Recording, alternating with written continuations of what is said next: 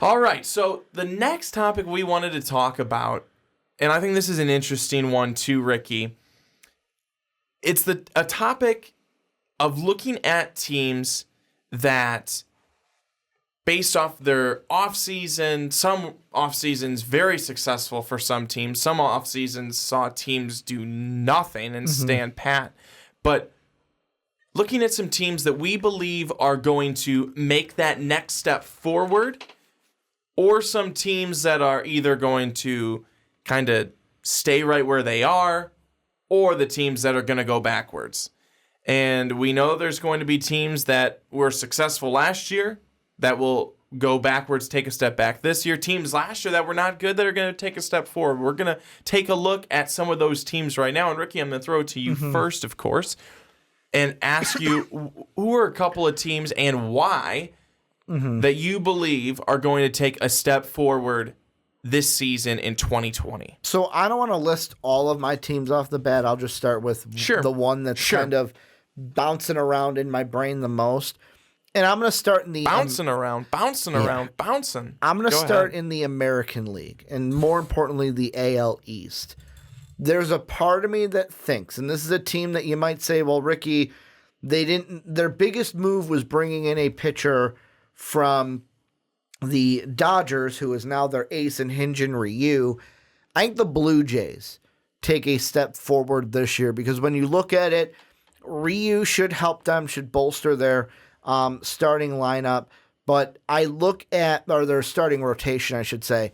But I look at their lineup, and this is a team that is young. And with young talent, when you've got guys like Vlad Jr., when you guys got guys like Bichette, when you guys got guys like Biggio, these guys are only going to get better as they get older. And with the Blue Jays, I can't wait to see what happens with them this year, because last year they were a 57-win team. Can they increase that a little bit? I don't know if they increase it enough to be second in the AL East, because I'm still unsure of what we're going to see from the Rays this year. I think the Rays just caught fire last year. I want to almost say lightning in a bottle, and had a really good season to be a wild card team. The Red Sox, I don't think, take a step up, especially if they're trying to trade Mookie Betts. They're trying to trade David Price. Yes, they can get pieces back that may help them, but I don't know if the Red Sox are really a contender this year, especially also with everything that went down with Alex Cora not being with the team and the team kind of readjusting to that as well. I think that both the Astros and the Red Sox are in that situation as well, of how does the managerial changes affect them this year. But I think this is a time for the Blue Jays to, if they want to, I said it a lot last week, Brian, and you got mad at me, if they want to strike while the iron is hot, they could be a team that, if they catch lightning in a bottle, could be a surprise team in the AL East and a dark horse to get a wild card spot if everything goes right for them this year. I don't think that happens. I think third place is where they finish at best, which is better than last year, so you're moving in the right direction. But hey, if this young talent goes on a streak, Hyun-Jin Ryu can give them a solid option as an ace for this team. They could get lightning in a bottle and be a surprise dark horse wild card team, much like the Rays were last year in my mind. Yeah, I think that when you look at the Blue Jays, they are an interesting team because they are pretty young. And I am really interested to see what that infield does this next season, because they had a number of guys. Obviously, Vlad Jr. came on the scene. Everyone you mentioned, Bichette, and then Biggio. It's going to be fun, I think, to watch them and watch them grow. And this may not, like you mentioned, this may not be, the year that they go and are a wild card team, but they could definitely, I could definitely see them improving by, 7, 7 to 9 games this season for the Blue Jays, and of course with Ryu as kind of the ace of that staff. We saw what he did over in LA. I'm interested to see how he does in the American League, because I do a lot of the times think that there is a difference for some pitchers going from National League to American or American to National, and I'm really interested to see how he does in the American League, in that ballpark. That will be something that we'll see, I think, right away in his first outing. Is he comfortable? Are these American League hitters going to feast on him, or is he going to continue to have the same success he did over when he was with the Dodgers? And Boss Bar, before we get into your first team, he even adds with the Blue Jays that rotation headline by Ryu and Pearson in the near future is actually something to look out for. However, the Rays and the Yankees are just on another level. So kind of like we're saying, I think they do take a step forward. They get more wins than last year, but I don't think that, I'm not picking them to win the wild card, but I wouldn't be surprised if it's Yankees, Rays, Blue Jays instead of Yankees, Rays, Red Sox this year. Well, Ricky, my team, one of my teams, I'm going to tell you, that is taking a step forward this year. Not just a step, we're taking 2. It's the Chicago White Sox. White Sox. Go, White Sox. Let's go. I want to hear that song so much more often this season, which means we won.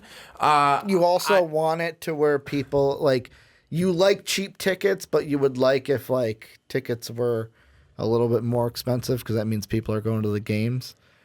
The tickets can stay the same price, but I would still like to see people continuing to go to the games. Everything is up this year for the White Sox. Their ticket sales are up. I think energy, emotion, it's all up, and everything's coming up Millhouse. And why would it not be? I mean, the additions that the White Sox have made are fantastic. They go and give a contract extension to Luis Robert, one of the best prospects, not in just the White Sox farm system, in all of baseball. I want to say the number 3 prospect in all of baseball. He's going to be our starting center fielder, barring any injuries. So, please, God, I hope there's no injuries. I got a question about him, because this is bleeding in Superfans. If you're a Chicago White Sox fan, check out Superfans every weekend here on twitch.tv/MostofAllPodcasts and on our YouTube page.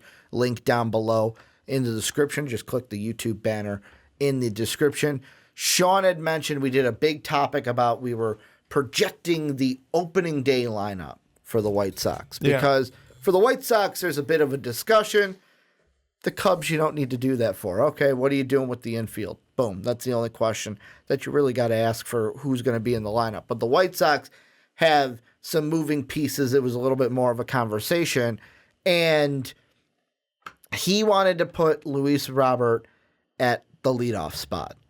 And we got a comment saying that Robert won't be in the leadoff spot opening day, that Ricky will put him at 8 and then work him up to the leadoff spot. What do you think? Do you agree with Sean that he's going to be the leadoff guy and we got to put him there opening day and let him just get used to that role being a young guy?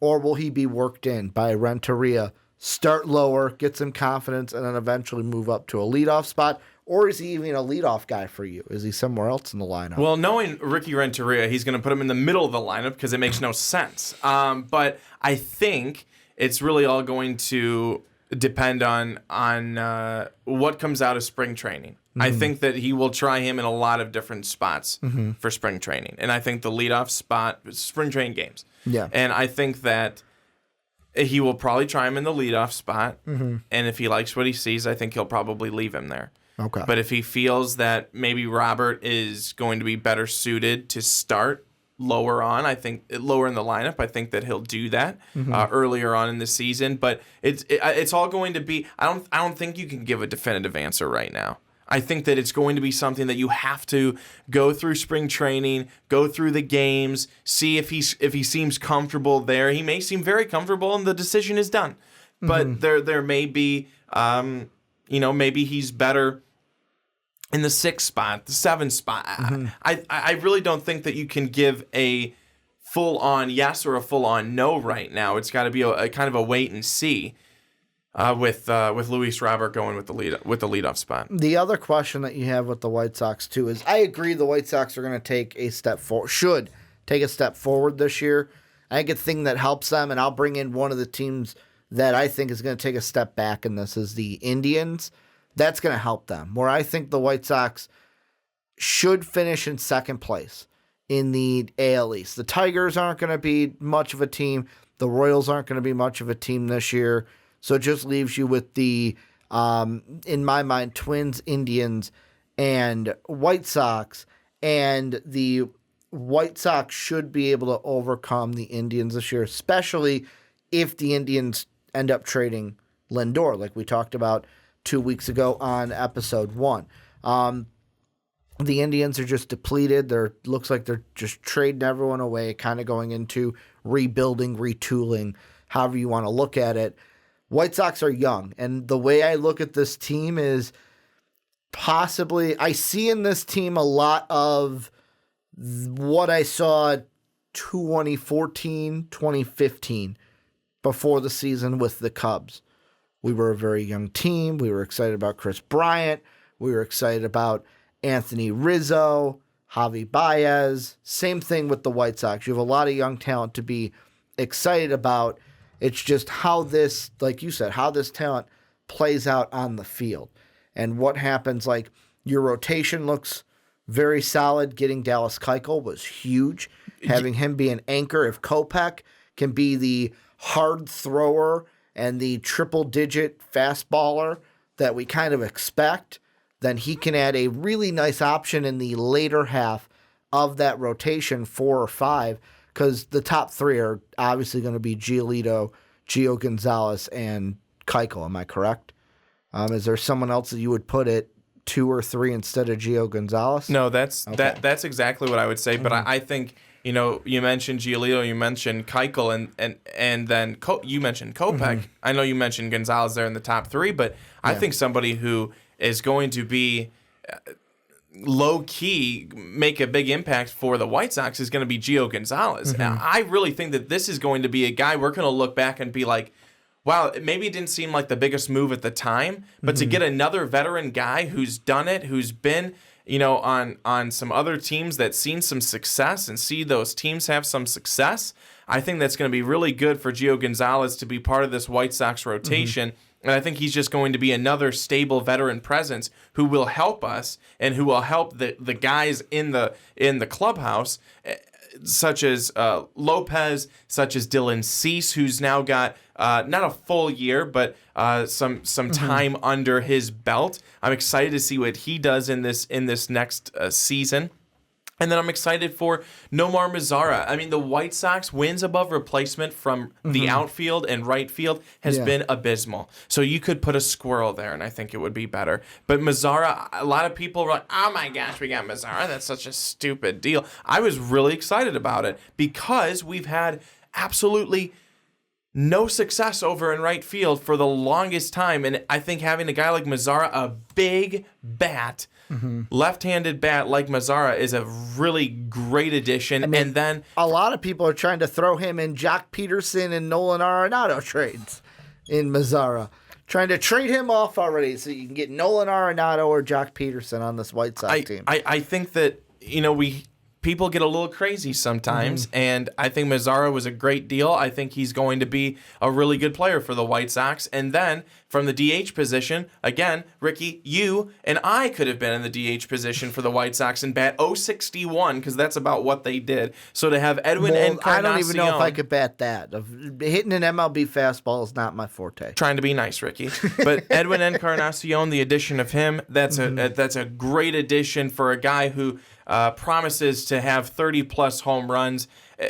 The White Sox really looking very good. And then, of course, Yasmani Grandal upgrades a catcher position that really didn't need any upgrading because James McCann did such a good job there last season. but we upgraded that too. So the Chicago White Sox are looking like a very promising team this season. You know who when you mentioned the Gio Gonzalez stuff, you know what? If I'm going to make a reference to my Cubbies, you know what he could be for this team this year?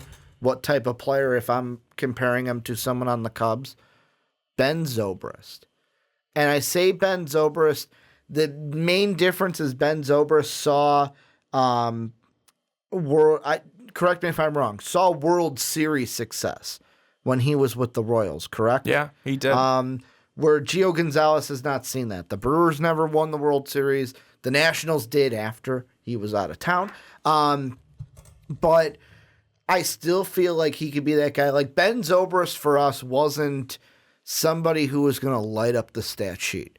He wasn't going to be like, wow, look at Ben Zobrist and how like amazing he is. He had some hot starts and some great like stretches and some big moments in playoff games, obviously. But what he provided was that experience of when we got there. Okay, Zobrist is in this situation. We can rely on him in this situation. Like Gio Gonzalez, if you get to a wild card game, let's say you get to a wild card game, and actually, you know what? I'm just going to write this scenario. Let's say you get to a play-in game for the wild card. Let's say it's like you and the A's for a play-in game to play the Rays. You're going to have Lucas Giolito pitch that game. You're going to throw your best pitcher out there. All right. Who pitches the wild card game the next day? Kind of like what the Cubs had to deal with when we played the Brewers and then lost to the Rockies. Who's going to pitch that next day if you win?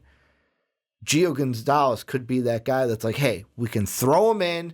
We can know that he's like, we don't have to worry about him because he's been like, he has that experience with other teams. So that's kind of what I was thinking while you were saying that. The only other question that I have for you, and this is a super fan question that I'm bringing in for you because you're not on that podcast, but you're a White Sox fan. What do you think happens with Nick Madrigal this year? Because the big debate for us was a Chris Bryant situation where Chris Bryant, it's in the CBA, he lost his grievance with it. Is Madrigal on this team opening day, or do we have to wait the 2 weeks to see Madrigal on this team because the White Sox want to use what's in the CBA to get that extra year of control for Nick Madrigal? Really, based off of some of the stuff that I've seen, Nick Madrigal, we may not see him until a couple of weeks into the season, not just 2. Like, I mean, it may be because I think 2 weeks is like the minimal he has to stay in the minors to get that extra year of control. Based off of April 15th or something. Based off of stuff that I've heard and things that I've read, it doesn't seem, we're very excited, but that we have Luis Robert up here, we aren't going to necessarily rush Madrigal to get up here too, because we do have Larry Garcia who can play that spot.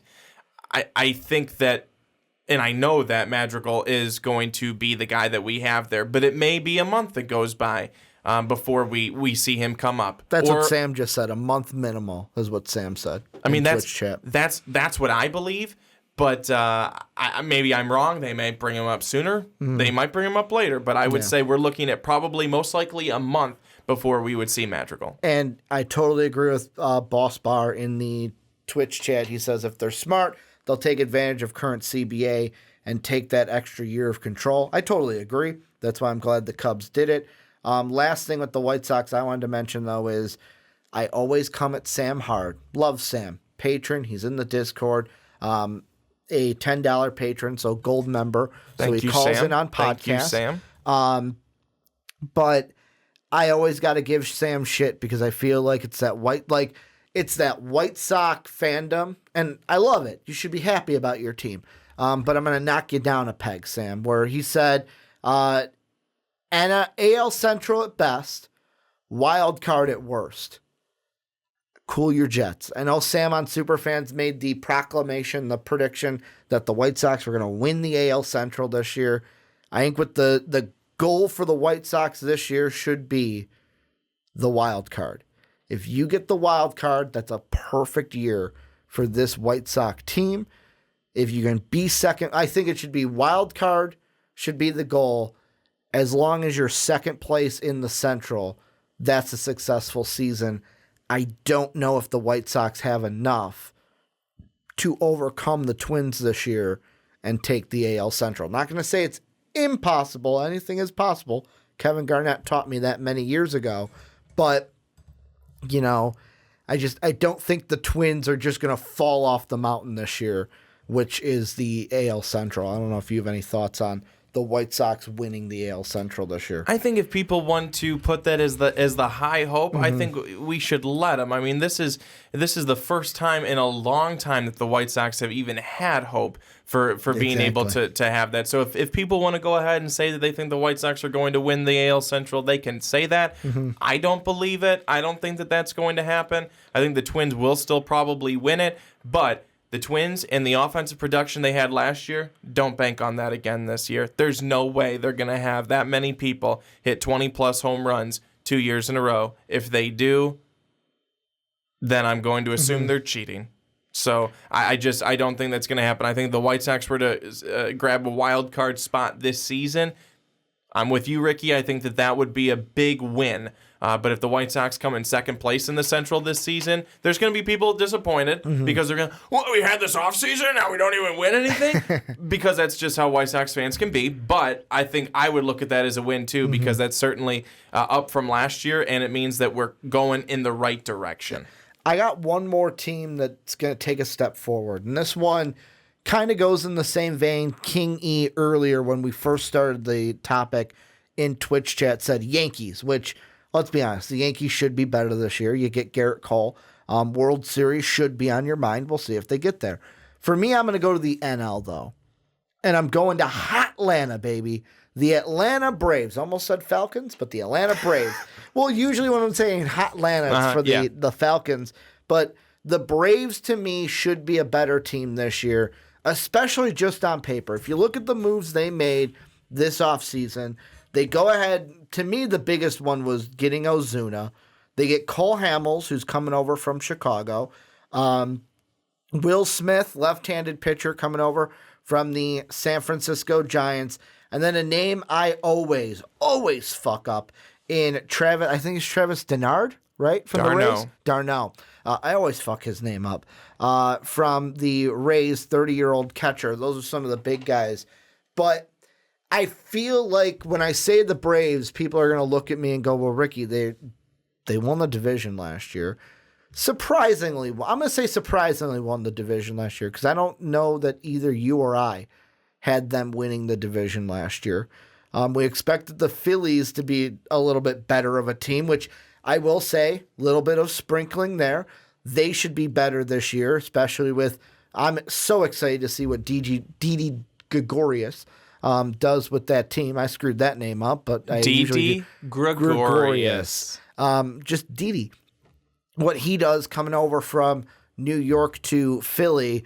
But I think that the Braves this year, with just the moves they made now, have done enough to, with me, NL Central needs to be the goal for this Braves team. I know they lose the Dallas Keuchel. They only had him for the year. Well, really the half a year because he signed so late into the year. So they don't have him in the pitching staff, but I don't think that matters. They had a guy in Cole Hamels who can be reliable, Will Smith who can give them some starts and can be a reliable lefty arm for them. The thing I want to ask you, though, which to me moves the Braves, I think the Braves with these moves have solidified themselves for a big candidate to make the NLCS this year. The big move, and I know I'm asking you this because you're not on Superfan, so we have not heard your beautiful voice on that podcast recently, but I want to ask you this. Do the Braves get Chris Bryant this year, which in my mind takes them from NLCS to possible we are going to the World Series from the National League side? Do they get that done this year to have him on the team, which to me would shift the power into them to be they are the favorites to win the NL outright this year? Yeah, I think that the Braves are going to end up trading for Chris Bryant. I do. I think that it makes sense. I think the Cubs The Cubs, I don't know. For some reason, to me, the Cubs seem like they want to get rid of him. Yeah. Which they don't have to do this year. We have another arbitration after this year, and we could do the whole thing all over again next year. So we don't necessarily have to trade him this year. And I'm not exactly sure why that they want to do that, because they're worse. They're worse without him. But I think that they do, and the Braves are the team that I think makes the most sense to go after him, because if they get him third base, they've got almost a complete team right now. They've got a very complete team with Chris Bryant. Because I got to pull up their depth chart because I had and the that lineup, Brewers up. That lineup will be dangerous. Yeah, it's dangerous now. Freddie Freeman at first, LB's at second, Swanson at short. Chris Bryant would then move into that third base spot. Then you've got your outfield of Acuna Jr., who's an all-star, Enciarte in center, and Ozuna is obviously now going to play left field, and then d'Arnaud is your catcher now. So their infield right now, you've got Carmago at third. Adding Chris Bryant there just makes them elite with their lineup top to bottom, and they'd be really hard. Plus, then you got a guy like Nick Markakis coming off the bench who can add, in my mind, some good pinch hits, although he may be a little bit older. And a former White Sox, and Tyler Flowers. Yes, indeed. Yes, indeed. But I do. I think that if they, I do think that the Cubs will trade him this year. I think that the Braves are the likely landing spot for him, and if they do get him, they're going to win that division for sure. Do they go to the World Series if they get Chris Bryant? No. Okay. No, because you still have to contend with the Dodgers. You still have to contend with the Cardinals. You have to contend with, even possibly the Phillies if they, were to get, a wild card, or the Mets. I think the Mets are going to be on the upswing this year too. So we'll talk about the Nationals later, but they're still in that division. I'm trying to stay away from them because they're in the next top. But my final team that I'm going to say is going to have a move in the right direction for this next season. I'm going to say the Texas Rangers. They are going into a new ballpark this season, I do believe. I think they are Globe Life Field. And they've got Corey Kluber as their anchor, their ace on their pitching rotation to lead that rotation. And I know there's no longer a Nomar Mazara, but they still have Joey Gallo. Not to be confused with Joey Gallo. No, not to be confused at all. They got Robinson Chirinos back. They've got Andrews, Odor. I mean, they've got a good lineup. I think that the Rangers can definitely be a good team again. I think that they're going to win some more games. I think that I don't know. I don't think you mentioned them, Ricky, but the Los Angeles Angels. I was going to give them an honorable mention before we ended. But... Yep. So I would give my honorable mention will be Texas. Yeah, I mean, for me, that whole division is kind of that whole division is interesting because I still think, even though Dusty Baker's good enough to get Houston to the playoffs, he's good enough to win the division. It's in the playoffs. I expect Houston to lose in the ALDS this year because that's what Dusty Baker does, except when he was with the Giants that 1 year, and with the Cubs when he went to the NLCS. But when he was with the Nationals, what does he do? Lose in the NLDS, so he'll do that with the Astros this year, even though they're loaded with talent. The Angels this year, I don't think win anything. They don't go to the wild card. They don't win the division, but they take a big, important step forward. Bringing in Rendon, getting a manager like Joe Madden. They're putting themselves in the right situation to move forward. Also, you got a team in the Athletics that is also going to be a good team this year. They still have all of their pieces from last year. They're basically, in my mind, they've been a team where you didn't hear much of them over the offseason. They're a very much, let's run it back. kind of a situation where they still got the young guys like how do you say his name? Laurenato in center field. Obviously Piscotty, former Cardinal, in right, Chapman at third base. So they're going to be a contender as well. That's why I think the Rangers, it's going to be interesting to see if they can overtake the A's, because I think Houston still wins that division. I don't think either the A's, the Rangers, or the Angels overtake anyone in that sense. I want to give one honorable mention. We don't have to talk about them in depth, but before we move into teams that will take a step back, you know who I think takes a step forward, but it won't mean anything because the Dodgers are in their division? The Diamondbacks. I mean, they're a team that they bring in Madison Bumgarner. Take that as you will, because he's getting old, but they bring in Madison Bumgarner, who I think is a plus for them, and they trade for Starling Marte, who should help them out even a little bit, even if it's a little bit with that team. So, I mean, the Diamondbacks to me should trend up. They were 21 games back behind the Dodgers, so we'll see if they can get to 19 games back this year behind that Dodger team. I still think the Dodgers are the best team in that division, but the Diamondbacks should be a little bit better. We'll see if they can actually get the wild card, because they were, 4 games away from that wild card last year behind the Brewers. All right, Ricky. Now, give me a team first right off the bat that you think is taking a step back this season. I'm gonna say, because I've got a couple in my mind. I'm just gonna go ahead and say it. The Cubs. I feel like the Cubs take a step back this year, and the reason why is if we trade Chris Bryant, obviously that's a step back, but like this year, dealing with the Joe Madden firing, how's David Ross? Because we still don't know how David Ross is going to do as an actual manager. Me as a Cubs fan, I'm hoping for the best. I'm hoping that he does a great job. He's that kind of player manager.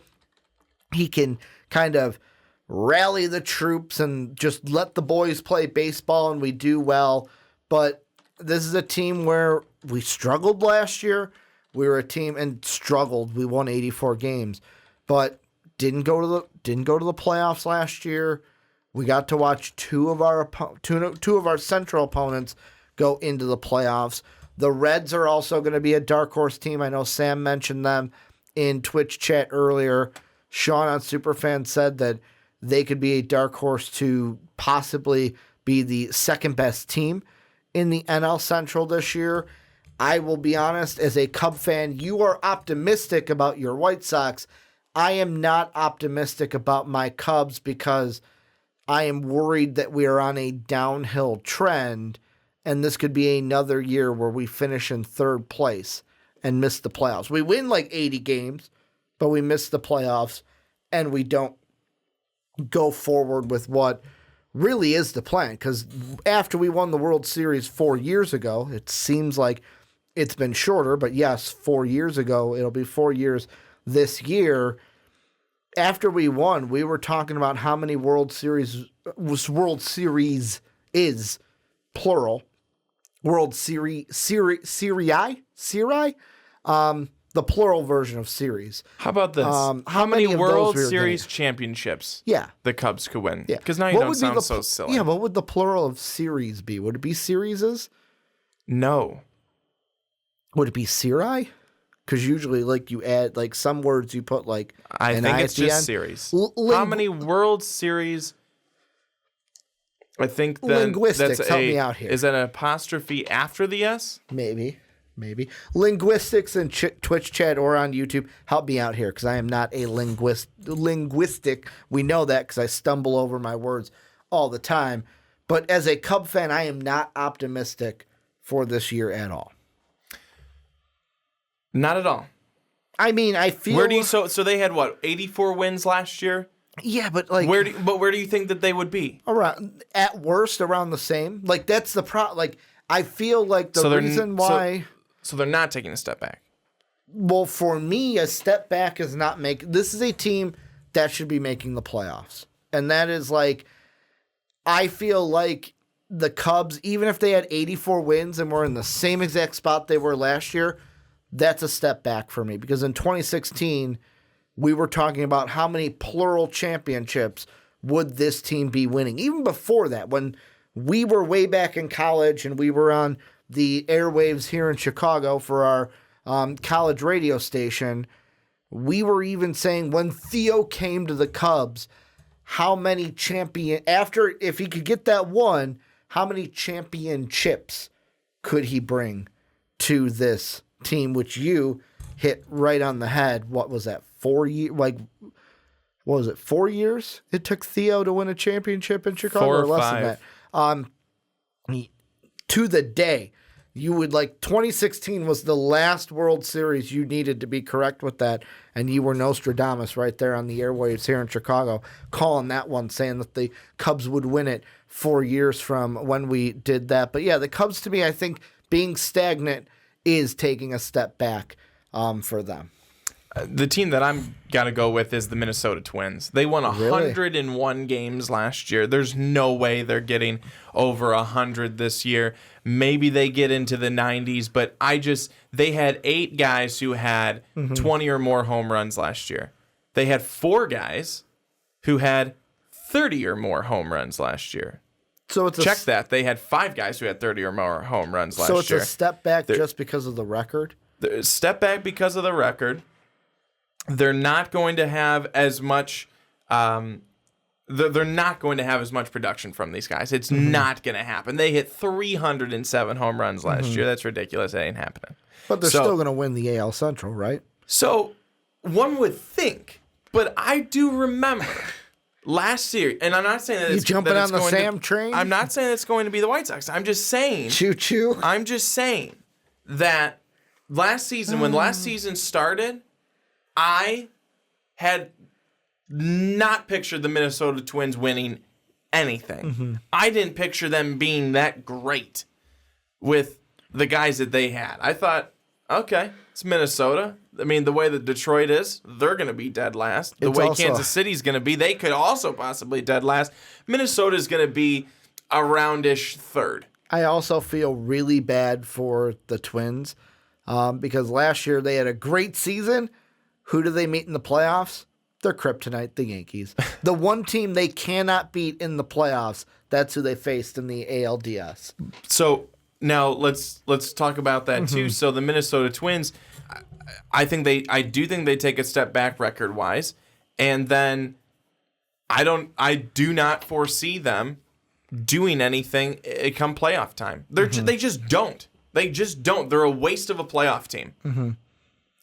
Yeah, I mean, I'll say this. If the Twins take a step back, it'll be the same way if the Astros take a step back, where the Astros, in my mind, will still win their division, but they may not have 107 wins this year. I know that the talent is pretty much the same. Technically a step back. It is, and that's the thing. With the Twins, I feel like the big thing I'm looking for them is I want to see what Josh Donaldson, a 34 Josh Donaldson, adds to this team. Because to me, when he signed, I was like, ooh, that's big. And then everyone around me was like, murmur. It wasn't anything like excited. Maybe it's because I'm on the south side of Chicago and you don't want to pop for the opposing boys in Minnesota. But I mean, I want to see what adding Josh Donaldson to that team. They also add a very old pitcher in Rich Hill, who's in his last year of his 30s, going to be 40 very soon. Like, those are their big free agents on top of, like, keeping Jake Odorizzi. Like, that was huge to keep him. But let's see what these old guys can do. Almost 40-year-old Rich Hill, 34 Josh Donaldson. Are they going to bolster this team and give them enough to where, hey, we don't need to win 100 games. Can you add something to us when we do play the Yankees, if we do play the Astros in the playoffs? Because odds are the Twins are not going to have the best record in the AL. That's going to be the Yankees this year. So good, they might not have to play the Yankees, but you may have to play the Astros. And I know I said Dusty Baker's not making the out of the ALDS, which bodes well then for the Twinkies. But if the Astros play the Twins, maybe Dusty Baker does get to the ALCS, because Twins Astros, I would still have to side with a Dusty Baker Astro team. I just don't think. I mean, I think we've seen enough opportunities for the Twins in the playoffs, and they choke. Yeah. They're not good. Like I said, waste of a playoff team. Don't know why anyone allows them to be there. Even if the Twins win the division, someone should be like, no, sorry. Do you have another representative you'd like to send that might be better? Can you send another representative to the floor, please? Yeah, I mean, seriously. Ricky, any other teams you think taking a step back in 2020? The only other two that I can think of are one I already mentioned in the Indians, so I don't have to talk about them. But one that I'll mention briefly is, I don't know if they'll take a step back, but if they do, it could mean good things for a Cincinnati Red team that has added some good talent over the offseason, lately being the Nick Castellanos signing. But the Brewers, I think, also take a step back this year, mainly because of subtraction. They lose Gio Gonzalez. They lose Yasmani Grandal. Both those guys are now on the south side of Chicago. We talked about them. But if the Cubs take a step back, if the Brewers take a step back, that could open the window just enough for the Reds to maybe steal second place in the NL. And I think that the Reds, I don't know if I said Red Sox earlier. I meant Reds. The Reds could almost be like a worse version of the White Sox this year. And I say that because they were fourth in their division. White Sox were third in their division last year. But the Reds could be a team that surprises and finishes second in the division. And what's going to help them is if the Brewers, much like the Cubs, if both those teams take a step back, which I could see, and it pains me to say because I'd rather have the Brewers win the division than those nasty Cardinals from St. Louis. God, I hate the Cardinals. Just hate them so much. Sorry, Cardinal fans, but I hate your team because I'm a Cubby. I'm a Cubby through and through. Bleeding blue here, bleeding blue. Bleeding blue. You should get that checked out. Yeah, doctor tells me there's something wrong, but I don't believe him. Bleeding blue till the day I die. Pumping that blue blood through my heart. So the final team that I'm going to say is going to take a step back, I'm going to say the Colorado Rockies will end last in the West this year. Do they trade Arenado this year? Yeah, probably. Okay. I know we talked about it 2 weeks ago, but... I mean, I don't see it before the season, but at some point, there's going to be... Something's going to have to give. Mm-hmm.